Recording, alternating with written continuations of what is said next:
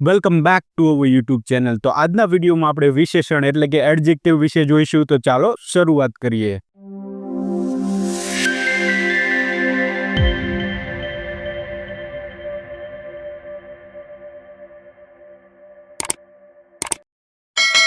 તો સૌથી પહેલા તો આપણે વિશેષણ કોને કહેવાય એના વિશે માહિતી મેળવી લઈએ. તો વિશેષણ એટલે શું? તો વિશેષણ એટલે એવા શબ્દો જે છે અથવા તો શું હશે, શબ્દોનો સમૂહ કે જે નામ હોય અથવા તો કોઈ સર્વનામ હોય એના વિશે વધારાની માહિતી આપતા હશે.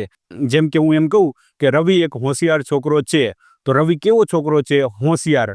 તો હોશિયાર શબ્દને આપણે શું કહીશું? વિશેષણ, કારણ કે એના વિશે વધારાની માહિતી આપે છે. જો સાદું વાક્ય હોત તો કેવું હોત? રવિ એક છોકરો છે, પરંતુ આપણે શું કીધું? રવિ એક હોશિયાર છોકરો છે. તો આપણે કેવો વડે પ્રશ્ન પૂછીએ એટલે આપણને શું મળશે? વિશેષણ મળશે. તો હવે આપણે વ્યાખ્યા જોઈ લઈએ. તો જુઓ, વિશેષણ એટલે એવા શબ્દો અથવા તો શબ્દોનો સમૂહ. શબ્દોનો સમૂહ એટલે શું? એક કરતાં વધારે શબ્દો હોય કે જે કોઈ પણ નામ હોય અથવા તો સર્વનામ વિશે વધારાની માહિતી આપે છે. ખાસ જોઈજો, કોના વિશે વધારાની માહિતી આપતા હશે? નામ અથવા તો સર્વનામ. તો નામ કોને કહેવાય આપણે શીખી ગયા છીએ. સર્વનામ કોને કહેવાય એ પણ આપણે શીખી ગયા છીએ. જેમ કે અહીંયા જુઓ, મેં એક વાક્ય આપેલું છે, લાલ ફૂલ સુંદર છે. અહીંયા જુઓ, હું હવે આ લાલ શબ્દને કદાચ ન વાંચું તેમ છતાં પણ વાક્યનો અર્થ તો સેમ જ રહે છે, ફૂલ સુંદર છે. પરંતુ હવે વાંચો, લાલ ફૂલ સુંદર છે. ફૂલ કેવું ફૂલ? તો લાલ ફૂલ. એટલે કે આ જે ફૂલ એના વિશે વધારાની માહિતી આપે છે. કયો શબ્દ? આ લાલ શબ્દ. અને કેવું છે? તો સુંદર છે. તો આ સુંદર શબ્દ પણ વધારાની માહિતી આપે છે. કારણ કે જુઓ, વિશેષણ શોધવા માટે આપણે કોઈ પણ નામ આપેલું હશે તેને કેવું, કેવા, કેવી, કેવો, કેટલું, કેટલા, કયું એના વડે આપણે પ્રશ્ન પૂછીશું. તો જુઓ, ફૂલ, કયું ફૂલ? લાલ ફૂલ. કેવું છે? તો સુંદર છે. તો બંને વડે તમને જવાબ મળે છે. તો આ બંને શબ્દને આપણે શું કહીશું? વિશેષણ. એવી જ રીતે અંગ્રેજીમાં શું થશે? બ્યુટીફુલ. અને અહીંયા શું થશે? રેડ. તો આ રેડ શબ્દ અને બ્યુટીફુલ શબ્દને બંનેને આપણે શું કહીશું? વિશેષણ કહીશું. એવી જ રીતે બીજું વાક્ય જુઓ, મને થોડું પાણી આપો. તો અહીંયા જુઓ, મને પાણી આપો. હું એમ કહું, આ થોડું શબ્દને ન વાંચું તેમ છતાં પણ વાક્યનો અર્થ તો સમાન જ રહે છે. પરંતુ હવે જુઓ, મને થોડું પાણી આપો. પાણી, પરંતુ કેટલું? તો કે થોડું. તો આ પાણી શબ્દ આ એક નામ છે. નામ કોને કહેવાય? જે આપણે ઓલરેડી શીખી જ ગયા છીએ. તો આ કેવું નાઉન છે એ તમને ખબર જ હશે, જે આપણે નાઉનના વિડીયોમાં શીખી ગયા છીએ. કેટલું? તો થોડું. તો અહીંયા જુઓ, કેટલું વડે આપણે પ્રશ્ન પૂછ્યો તો થોડું જવાબમાં મળશે. અંગ્રેજીમાં શું થશે? Some water. તો સમ શબ્દને આપણે શું કહીશું? એડજેક્ટિવ, એટલે કે વિશેષણ. કારણ કે આ પાણી શબ્દ એક નામ છે અને આ નામ વિશે વધારાની માહિતી આ થોડું શબ્દ આપે છે, એટલા માટે એને આપણે શું કહીશું? વિશેષણ. તો વિશેષણ એકદમ ઇઝી જ છે. તેમ છતાં પણ યાદ રાખી લો, વિશેષણ શોધવા માટે આપણે કેવું, કેવા, કેવી, કેવો, કેટલું, કેટલા, કયું આના કરતાં પણ અમુક શબ્દો બાકી રહી જાય તો એ પણ આવી શકે છે. કારણ કે વિશેષણ એ શું હોય છે? જે નામ હોય તેના ગુણો દર્શાવતું હશે, અથવા તો વધારાની માહિતી આપતું હશે, અથવા તો જે નામ હશે તેને સુધારતું હશે. તો આ બધા જ શબ્દોને આપણે શું કહીશું? વિશેષણ. ક્યારેક શબ્દ પણ હોઈ શકે અથવા એક કરતાં વધારે શબ્દો પણ હોઈ શકશે. તો હમણાં આપણે આગળ ઉદાહરણમાં જોઈશું કે શબ્દોનો સમૂહ કેવી રીતે આવે છે. તો જોઈએ, હવે જે આપણે આગળ જોઈ ગયા ફરી પાછા આપણે એક ટેબલ માં જોઈ લઈએ. તો જુઓ, એડજેક્ટિવ વિશેષણ થાય તો કેવા હશે? તો કાં તો જે નાઉન હશે અથવા તો સર્વનામ હશે એને મોડિફાય એટલે કે સુધારો વધારો કરતું હશે, અથવા તો જે નામ કે સર્વનામ હશે તેની ક્વોલિટી એટલે કે ગુણ વિશે વધારાની માહિતી આપતું હશે, અથવા તો એડજેક્ટિવ એ નામ અથવા તો સર્વનામ વિશે એડિશનલ ઇન્ફોર્મેશન આપતું હશે, એટલે કે વધારાની માહિતી આપતું હશે. અને આવા એડજેક્ટિવ શું હશે?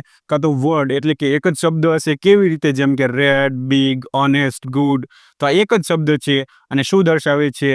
વિશેષતા દર્શાવે છે. તો એડજેક્ટિવ કહીશું. તો જુઓ, આને આપણે નામ ન કહી શકીએ તો આને શું કહીશું? આપણે એડજેક્ટિવ કહીશું. કારણ કે નામ આપણને કેવી રીતે મળે? શું વડે પ્રશ્ન પૂછો એટલે આપણને નામ મળે. પરંતુ કોઈ પણ નાઉનને કયું, કેવા, કેવી વડે પ્રશ્ન પૂછો એટલે તમને શું મળશે? એડજેક્ટિવ મળશે.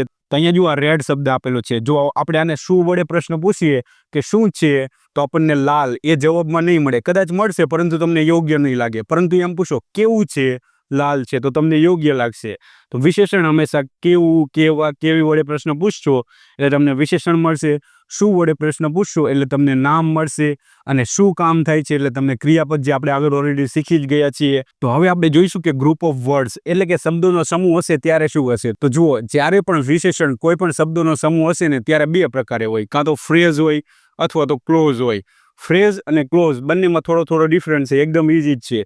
તો ફ્રેઝ કોને કહેવાય? તો આપણે આગળ ઉદાહરણમાં જોઈશું જ તે, પરંતુ અત્યારે હું તમને થોડીક માહિતી આપી દઉં. ફ્રેઝ એટલે શું? કંઈ નહીં, એક કરતાં વધારે શબ્દો, 2 શબ્દો હોય, 3 શબ્દો હોય, 4 શબ્દો હોય, પરંતુ આ શબ્દમાં સબ્જેક્ટ પ્લસ વર્બનું કોમ્બિનેશન ન હોવું જોઈએ. એટલે કે વાક્ય આપેલું હોય તેમાં સબ્જેક્ટ પ્લસ વર્બ હશે નહીં, તો એને આપણે શું કહીશું? ફ્રેઝ કહીશું. અને ક્લોઝ એટલે શું? તો એક કરતાં વધારે શબ્દો જ, પરંતુ એમાં સબ્જેક્ટ પ્લસ વર્બનું કોમ્બિનેશન આપેલું હશે. એટલે કે એક સબ્જેક્ટ પણ હશે અને એક વર્બ પણ હશે. હમણાં આપણે ઉદાહરણમાં જોઈશું એટલે તમને એકદમ ક્લિયર થઈ જશે. તો હવે આપણે અહીંયા ઉદાહરણ જોઈશું અને જુઓ, ગુજરાતીમાં પણ આપેલા છે અને અંગ્રેજીમાં પણ આપેલા છે, કારણ કે આપણે ગુજરાતીમાંથી અંગ્રેજી બોલતા શીખવાનું છે. પહેલાં આપણે વાક્ય બનાવતા શીખીશું અને ત્યારબાદ આપણે ધીમે ધીમે બોલતા શીખીશું. તો પહેલાં આપણને ગુજરાતીમાં આવડવું જોઈએ, કારણ કે આપણે વાક્ય બનાવવાના છે. જો આપણને ગુજરાતીમાં જ ન ખબર પડે તો અંગ્રેજીમાં તો આવડવાનું જ નથી, એટલે આપણે બંનેમાં સાથે જોઈશું. જો તમને ગુજરાતીમાં આવડી જશે તો અંગ્રેજીમાં તો એકદમ ઇઝી જ છે. તો સૌથી પહેલાં આપણે ગુજરાતીમાં જોઈશું, ત્યારબાદ આપણે અંગ્રેજીમાં પણ સાથે સાથે જોઈ લઈશું એકદમ ઇઝી રીતે. તો જુઓ, તે સુંદર છોકરી છે. તો અહીંયા જો આ સુંદર શબ્દને હું ઘણીવાર ન બોલું અને એમ કહું કે તે છોકરી છે, તો પણ વાક્યનો અર્થ તો નીકળે જ છે કે તે છોકરી છે, પરંતુ કેવી છોકરી છે? સુંદર. તો જુઓ, આ છોકરી એક નાઉન કહેવાય, કેમ કે આ ગર્લ એક નાઉન છે. કેવું નાઉન છે? કોમન નાઉન, જે આપણે નાઉનમાં જોઈ ગયા છીએ. તો જુઓ, આ નામ વિશે વધારાની માહિતી મળે છે કે છોકરી છે, કેવી છે? સુંદર. અંગ્રેજીમાં શું થશે? બ્યુટીફુલ થશે. તો બ્યુટીફુલ શબ્દને આપણે શું કહીશું? એડજેક્ટિવ. શા માટે? કારણ કે અહીંયા જુઓ, આ ગર્લ એક નાઉન છે, એના વિશે આ વધારાની માહિતી આપે છે, એટલા માટે બ્યુટીફુલ શબ્દને આપણે શું કહીશું? વિશેષણ, એટલે કે એડજેક્ટિવ કહીશું. તો વિશેષણ શોધવા માટે આપણે નામને કેવું, કેવા, કેટલું એના વડે આપણે પ્રશ્ન પૂછીશું. જેવો શબ્દ આપેલો હશે એવું પ્રશ્ન આપણે પૂછીશું. ત્યારબાદ જુઓ, આ એક નાનું બોક્સ છે. This is a small box. તો જુઓ, બોક્સ એક નાઉન છે. કેવું બોક્સ છે? સ્મોલ બોક્સ, એટલે કે નાનું બોક્સ. અહીંયા અંગ્રેજીમાં જુઓ, બોક્સ કેવું બોક્સ છે? નાનું બોક્સ. તો આ નાનું શબ્દ આ બોક્સ વિશે આપણને માહિતી આપે છે. આ એક નાઉન છે, પરંતુ આને શું કહીશું? કારણ કે આ શબ્દ નાઉન વિશે વધારાની માહિતી આપે છે, એટલા માટે આ નાનું શબ્દને આપણે શું કહીશું? એડજેક્ટિવ કહીશું, વિશેષણ કહીશું. તો અહીંયા તમને એમ થશે કે આ એક શબ્દ પણ બોક્સ વિશે વધારાની માહિતી આપે છે. બરાબર, એક શબ્દ બોક્સ વિશે વધારાની માહિતી જ આપે છે. તો જુઓ, આ એક શબ્દ કેવી રીતે આવે? તો અહીંયા જો આર્ટિકલ એ આપેલો છે અને એનું ગુજરાતી શું થાય? એક થાય. તો એ હું તમને આર્ટિકલમાં શીખવાડીશ. પરંતુ જુઓ, ટ્રેડિશનલ ઇંગ્લિશ, એટલે કે પહેલાંના જમાનાનું જે ઇંગ્લિશ ચાલતું હતું, એમાં આર્ટિકલને પણ એક એડજેક્ટિવ તરીકે જ ઓળખવામાં આવતા હતા. પરંતુ આપણે તો મોડર્ન ઇંગ્લિશ ફોલો કરવાનું છે. તો મોડર્ન ઇંગ્લિશમાં આર્ટિકલને ડિટર્મિનર્સ તરીકે ઓળખવામાં આવે છે. ડિટર્મિનર્સ એટલે શું થાય? નિર્ધારક, એટલે કે કેટલા પ્રમાણમાં છે એવું દર્શાવે છે. તો અહીંયા જુઓ, એ તો સંખ્યાની માહિતી જ આપે છે કે એક જ છે, એટલા માટે આપણે એક શબ્દને શું કહીશું? નિર્ધારક. અને નિર્ધારક પાર્ટ્સ ઓફ સ્પીચનો એક અલગ ટોપિક છે, એ એડજેક્ટિવમાં સમાવેશ નહીં થાય. પરંતુ તમે એમ સમજી શકો કે એ વધારાની માહિતી જ આપે છે, પરંતુ એ સંખ્યામાં માહિતી આપશે. તો અહીંયા આપણે એને આર્ટિકલ કહીશું, એટલે કે ડિટર્મિનર્સ કહીશું. પરંતુ આ નાનું શબ્દને શું કહીશું? એડજેક્ટિવ કહીશું. અને અહીંયા શું થશે? સ્મોલ. ત્યારબાદ આપણે ત્રીજું ઉદાહરણ જોઈશું. તો જુઓ, મારી પાસે એક નવી સાયકલ છે. I have a new bicycle. તો અહીંયા જુઓ, બાઇસિકલ એટલે કે સાયકલ એક નાઉન છે.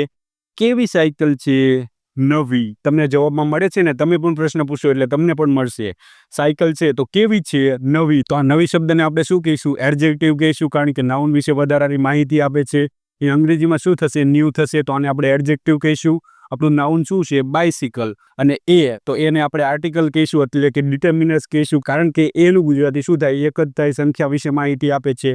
તો આ નવી શબ્દને આપણે શું કહીશું? એડજેક્ટિવ. ગુજરાતીમાં વિશેષણ કહેવાય અને અંગ્રેજીમાં શું થાય? ન્યૂ. એને એડજેક્ટિવ કહીશું, વિશેષણ કહીશું. અને ત્યારબાદ આપણે ચોથું ઉદાહરણ જોઈશું. તો જુઓ, અમારા શિક્ષક ખૂબ દયાળુ છે. તો અહીંયા જુઓ, શિક્ષક કેવા છે?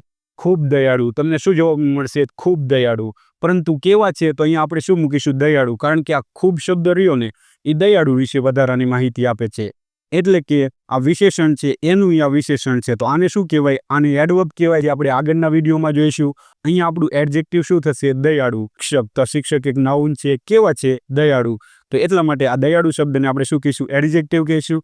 અને ખૂબ શબ્દ દયાળુ વિશે વધારાની માહિતી આપે છે, એટલે કે વિશેષણ વિશે વધારાની માહિતી આપે છે. તો એને શું કહેવાય? આગળના વિડીયોમાં જોઈશું. આ શિક્ષક એક નાઉન છે અને આ દયાળુ શબ્દ કોના વિશે વધારાની માહિતી આપે છે? એક નામ વિશે. તો નામ વિશે જે માહિતી આપતું હોય એને જ આપણે વિશેષણ કહેવાનું. ક્રિયાપદ વિશે અથવા તો વિશેષણ વિશે અથવા તો ક્રિયા વિશેષણ વિશે વધારાની માહિતી આપતું હશે તો એને આપણે વિશેષણ કહીશું નહીં. તો એને શું કહેવાય? જે આપણે આગળના વિડીયોમાં જોઈશું.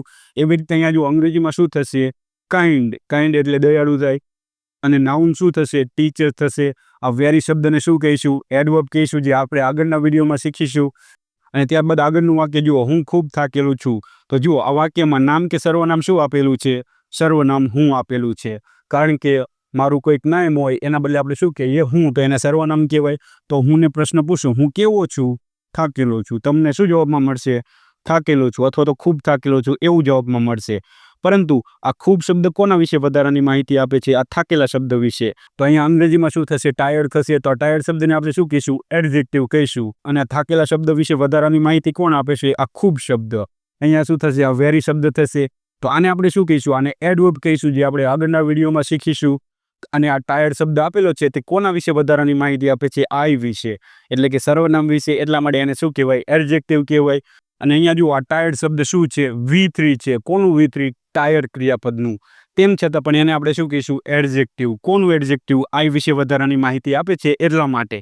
તો જુઓ ક્રિયાપદમાં V3 ફોર્મ હશે ને, એ બધાનું ગુજરાતી એવું જ કંઈક થતું હશે. અને એટલા માટે V3 ફોર્મ જ્યારે અલગથી એકલું વાક્યમાં આવે એટલા માટે એને આપણે શું કહીશું?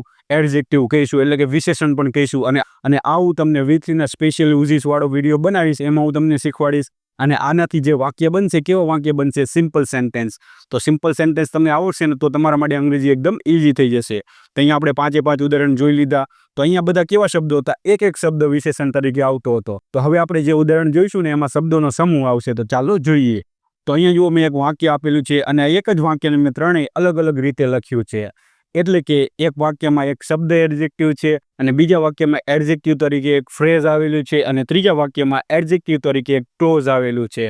તો હવે આપણે ફ્રેઝ કોને કહેવાય અને ક્લોઝ કોને કહેવાય એને પણ આપણે ડિટેલમાં જોઈશું. તો જોઈ લઈએ. તો જુઓ, the red pen is mine. લાલ પેન મારી છે. તો અહીંયા જુઓ ઘડીક લાલ શબ્દને હું ન વાંચું તો જ જુઓ વાક્ય શું બનશે? પેન મારી છે. તો તેમ છતાં પણ તે વાક્ય કેવું છે? પૂરું જ છે, સરખો જ અર્થ આપે છે. પરંતુ અહીંયા જે આ લાલ શબ્દ આપેલો છે તો કોના વિશે વધારાની માહિતી આપે છે? આ પેન શબ્દ વિશે. તો પેનને તો એક નાઉન કહેવાય. એટલા માટે આ લાલ શબ્દ શું છે? આપણો એક એડજેક્ટિવ, એટલે કે વિશેષણ થાય. અંગ્રેજીમાં શું થશે? આ રેડ શબ્દ થશે. તો રેડ આપણું એક એડજેક્ટિવ છે. તો આ વાક્યમાં એડજેક્ટિવ કેવો છે? એક શબ્દ જ છે. તો હવે આને વાક્યને આપણે બીજી રીતે લખીએ. તો જુઓ, the pen of red colour is mine. Gujarati શું થશે? લાલ રંગની પેન મારી છે. તો જુઓ અહીંયા જુઓ, આ ઘડીક આપણે લાલ રંગને ન વાંચી તો શું વાક્ય થશે? પેન મારી છે. આ પેન વિશે વધારાની માહિતી કોણ દર્શાવે છે? આ લાલ રંગની. કારણ કે આ બે જે શબ્દો લખેલા છે તે પેન વિશે વધારાની માહિતી આપે છે. અને એવી રીતે અહીંયા અંગ્રેજીમાં જુઓ, ધ પેન, તો આ તો આપણું નાઉન છે. તો અહીંયા આપણું વિશેષણ શું થશે? Of red colour. તો અહીંયા જુઓ, આ એક શબ્દ, આ બીજો શબ્દ અને આ ત્રીજો શબ્દ. એટલે કે એક શબ્દ કરતાં વધારે શબ્દો આપેલા છે. અને અહીંયા જુઓ તમને કોઈ વર્બ, એટલે કે ક્રિયાપદ દેખાય છે? કોઈ પણ ક્રિયાપદ આપેલું નથી. એટલા માટે આપણે આ ત્રણેય શબ્દોને શું કહીશું? ફ્રેઝ કહીશું. શું કહેવાય? ફ્રેઝ કહેવાય. કારણ કે એક કરતાં વધારે શબ્દો હોય તો કાં તો એ ફ્રેઝ હોય અથવા તો ક્લોઝ હોય. ક્લોઝ ક્યારે હોય? જ્યારે સબ્જેક્ટ પ્લસ વર્બ હોય ત્યારે. તો હમણાં આપણે આગળ જોઈશું. તો એટલા માટે આ વાક્યમાં એડજેક્ટિવ શું થશે? Of red colour. શું થશે? Of red colour. ખબર પડી કે શબ્દોનો સમૂહ કેવી રીતે એડજેક્ટિવ દર્શાવે? તો આવી રીતે દર્શાવે. હવે એ જ વાક્યને આપણે જુઓ, the pen which is of red colour is mine. તો અહીંયા જુઓ, જે પેન લાલ રંગની છે તે મારી પેન છે. તો અહીંયા જુઓ, ધ પેન આટલું એક નાઉન છે. ત્યારબાદ આખું એક વાક્ય જુઓ, which is of red colour, કે જેનો લાલ કલર છે. Is mine. ઇઝ એટલે છે, માઇન એટલે મારી. તો જુઓ અહીંયા જે આ વાક્ય આપેલું એનું આપણે શબ્દ ટુ શબ્દ પ્રમાણે ગુજરાતી કરીને તો કંઈક આવી રીતે થાય. પરંતુ આપણે શબ્દ ટુ શબ્દ તો ગુજરાતી કરવાનું ન હોય, કારણ કે જેવો અર્થ નીકળતો હોય આપણે જેવી રીતે વાક્યને લખતા હોય એવી રીતે આપણે લખવાનું હોય. તો આવી રીતે આપણે લખીશું, જે પેન લાલ રંગની છે તે મારી છે. આ વાક્યનું ગુજરાતી શું થશે? તો અહીંયા જુઓ, પેન કે જે લાલ કલરની છે મારી છે. તો હવે તમે ઘડીક આ વાક્યને ન વાંચો તો વાક્ય કેવું બનશે? પેન મારી છે. તો જે વાક્ય હતું એ બની ગયું. પરંતુ જુઓ, પેન કે જે, આ કે જે કોના માટે વપરાયું છે? આ પેન વિશે. એટલે કે અહીંયા જે આ વિચ શબ્દ આપેલો છે, વિચ શબ્દ, એનું ગુજરાતી કે જે થાય. કોના માટે વપરાયું છે? આ પેન માટે. એટલે કે અહીંયા નામ આપેલું છે એના બદલે કયો શબ્દ વાપર્યો? વિચ. એટલે એને શું કહેવાય? સર્વનામ કહેવાય. તો વિચ એક ઇન્ટ્રોગેટિવ સર્વનામ છે અને એને આપણે સબ્જેક્ટ પણ ગણી શકીએ. શા માટે? કારણ કે અહીંયા ક્રિયાપદ આપેલું છે એટલા માટે. તો આને આપણે સબ્જેક્ટ કહીશું અને આને આપણે વર્બ કહીશું. તો આ વાક્યમાં જુઓ, સબ્જેક્ટ અને વર્બનું કોમ્બિનેશન આપેલું છે માટે શું કહેવાય? ક્લોઝ કહેવાય. કઈ ક્લોઝ થશે? Which is of red colour. તો આને આપણે ક્લોઝ કહીશું અને આને આપણે ફ્રેઝ કહીશું. તો ફ્રેઝ કોને કહેવાય? ક્લોઝ કોને કહેવાય? તમને ખબર પડી ગઈ હશે. તો અહીંયા જુઓ, આખું જે ક્લોઝ આપેલું છે એને આપણે શું કહીશું? એડજેક્ટિવ. કારણ કે તે શું કરે છે? પેન વિશે વધારાની માહિતી આપે છે એટલા માટે. તો આવી રીતે એક આખો શબ્દોનો સમૂહ એક એડજેક્ટિવ તરીકે આવશે. તો આનું ગુજરાતી આવી રીતના થાય, પરંતુ આપણે જ્યારે પણ લખીએ ત્યારે આપણે શું લખીએ? આવી રીતે. આ કે જે કેવી રીતનું આવ્યું? તો અહીંયા જુઓ, જે કેવી રીતના આવ્યું? આ વીચના બદલે જે પેન લાલ રંગની છે તે મારી છે. તો આવી રીતે પણ વાક્ય લખાય, પરંતુ શબ્દ ટુ શબ્દ એટલે કે વર્ડ ટુ વર્ડ ટ્રાન્સલેટ આવી રીતે થશે. તો હવે તમને ખબર પડી હશે કે ફ્રેઝ અને ક્લોઝ એક એડજેક્ટિવ તરીકે કેવી રીતે આવે. ત્યારબાદ જો આગળનું વાક્ય, ધ ફેમસ એક્ટર અરાઇવ્ડ લેટ, એટલે કે પ્રસિદ્ધ અભિનેતા મોડા આવ્યા. તો અહીંયા જો અભિનેતા એક નાઉન છે, કેવા છે? તો પ્રસિદ્ધ. એવી રીતે અંગ્રેજીમાં શું થશે? અભિનેતા એટલે કે એક્ટર થશે, અને પ્રસિદ્ધ એટલે શું થશે? ફેમસ. તો આ પ્રસિદ્ધ શબ્દ છે એ અભિનેતા વિશે વધારાની માહિતી આપે છે. અભિનેતા, કેવા અભિનેતા? પ્રસિદ્ધ, કે જે જાણીતા છે તે, ફેમસ છે તે. એટલા માટે આ ફેમસ શબ્દને આપણે શું કહીશું? એડજેક્ટિવ એટલે કે વિશેષણ કહીશું. એવી જ રીતે અહીંયા જુઓ, આવ્યા કેવી રીતે? મોડા. તો મોડા શબ્દ પાછું આવ્યા વિશે વધારાની માહિતી આપે છે. તો એને શું કહેવાય તે આપણે આગળના વિડીયોમાં જોઈશું. એને એડજેક્ટિવ કહેવાય નહીં. શા માટે? કારણ કે મોડા શબ્દ કોના વિશે વધારાની માહિતી આપે છે? આવ્યા, જે ક્રિયા થાય છે તેના વિશે વધારાની માહિતી આપે છે, એટલા માટે. તો એને શું કહેવાય? જે આપણે આગળના વિડીયોમાં જોઈશું. તો આ વાક્યમાં જુઓ, આ એક જ શબ્દ એક વિશેષણ તરીકે આવ્યો છે, એટલે કે એક જ શબ્દ વિશેષણ છે. તો આ વાક્યમાં આપણે જોઈશું કે એક ફ્રેઝ કેવી રીતે વિશેષણ તરીકે આવે. તો અહીંયા જુઓ, the actor of famous name arrived late, એટલે કે પ્રસિદ્ધ નામ ધરાવતા અભિનેતા મોડા આવ્યા. તો જુઓ, અભિનેતા મોડા આવ્યા, આટલું વાક્ય આપણે વાંચીએ એટલે જે આગળ વાક્ય હતું એ જ થઈ ગયું. પરંતુ અહીંયા જુઓ, પ્રસિદ્ધ નામ ધરાવતા, તો અંગ્રેજીમાં શું થશે? Of famous name. તો અહીંયા જુઓ, એક શબ્દ, બે શબ્દ, ત્રણ શબ્દ થઈ ગયા, એક કરતાં વધારે શબ્દ થઈ ગયા. તો શું થાય? ફ્રેઝ થાય. કારણ કે તેમાં કોઈ પણ સબ્જેક્ટ પ્લસ વર્બનું કોમ્બિનેશન નથી. તો જુઓ, તો કોઈ ક્રિયાપદ દેખાય છે? કોઈ પણ ક્રિયાપદ આપેલું નથી. Am, is, are, was, were, have, has, had, કોઈ પણ ક્રિયાપદ આપેલું નથી. તો એટલા માટે આને આપણે શું કહીશું? ફ્રેઝ કહીશું. કારણ કે એક કરતાં વધારે શબ્દો છે એટલા માટે, અને કોઈ પણ સબ્જેક્ટ પ્લસ વર્બનું કોમ્બિનેશન નથી. તો આ વાક્યમાં આપણું એડજેક્ટિવ શું થશે? પ્રસિદ્ધ નામ ધરાવતા, અને અંગ્રેજીમાં શું થશે? Of famous name. તો આને આપણે એડજેક્ટિવ કહીશું, અને આ જે ત્રણ શબ્દ છે એને આપણે ફ્રેઝ કહીશું.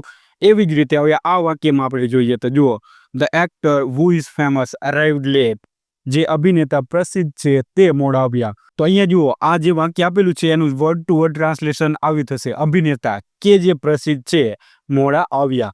તો હવે તમે ઘડીક આ વાક્યને ન વાંચો, આટલું જે વાક્ય આપેલું છે આને ન વાંચો, અભિનેતા મોડા આવ્યા, તો તેનો અર્થ તો સમાન જ રહેશે. જે પહેલા વાક્યમાં આવતો તેવો અર્થ નીકળી ગયો. પરંતુ આ આખું વાક્ય જુઓ, અભિનેતા કે જે પ્રસિદ્ધ છે, જે વધારાની માહિતી આપે છે કોના વિશે? આ અભિનેતા વિશે. અહીંયા શું થશે? Who is famous. અહીંયા શું થશે? Who is famous. તો વુ, તો જો અહીંયા જો શું આપેલું છે? વુ, કારણ કે આ એક વ્યક્તિ છે એટલા માટે. તો જ્યારે પણ વ્યક્તિ હોય તો વુ આવે. વ્યક્તિ સિવાય કોઈ વસ્તુ હોય, સ્થળ હોય તો શું આવે? વિચ આવે. એ આપણે આગળ જોઈશું. એને શું કહેવાય? ઇન્ટ્રોગેટિવ પ્રોનાઉન કહેવાય. તો આને આપણે જુઓ, આ વુ શબ્દ કોના માટે વપરાયો છે? એક્ટર વિશે, કે જે. શું થશે ગુજરાતી? કે જે. તો એક્ટર કે જે, તો કે જે માટે અહીંયા વુ આપેલું છે. ત્યારબાદ જુઓ, અહીંયા વર્બ આપેલું છે, એટલે કે આને આપણે સબ્જેક્ટ કહીશું, આને આપણે શું કહીશું? વર્બ કહીશું. તો અહીંયા જુઓ, આટલું જે વાક્ય છે તે આપણું શું છે? વિશેષણ. અને આ વિશેષણમાં જુઓ, સબ્જેક્ટ પ્લસ વર્બનું કોમ્બિનેશન આપેલું છે, એટલા માટે એને શું કહેવાય? ક્લોઝ કહેવાય. અને આખી ક્લોઝ શા માટે આવી છે? તો આ ધ એક્ટર લખેલું છે એના વિશે વધારાની માહિતી દર્શાવે છે. તો એટલા માટે આખી ક્લોઝને આપણે શું કહીશું? વિશેષણ એટલે કે એડજેક્ટિવ કહીશું.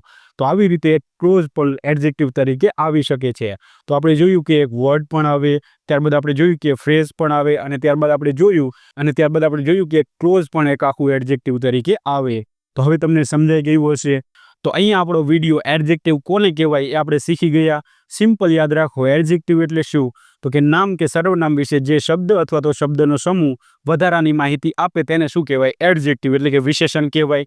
કેવો, કેવા, કેવી, કેટલું, કયું, એવી રીતે આપણે પ્રશ્ન પૂછીશું એટલે આપણને શું મળશે? એડજેક્ટિવ મળશે. તો આશા રાખું છું કે હવે તમને સમજાઈ ગયું હશે કે એડજેક્ટિવ કોને કહેવાય. અને તેમ છતાં પણ હજી ન સમજાણું હોય તો તમે બીજી વાર વિડીયો જુઓ, અથવા તો તમે કોમેન્ટ બોક્સમાં કોમેન્ટ કરી શકશો. હું તમને જરૂર રિપ્લાય આપીશ. Thank you.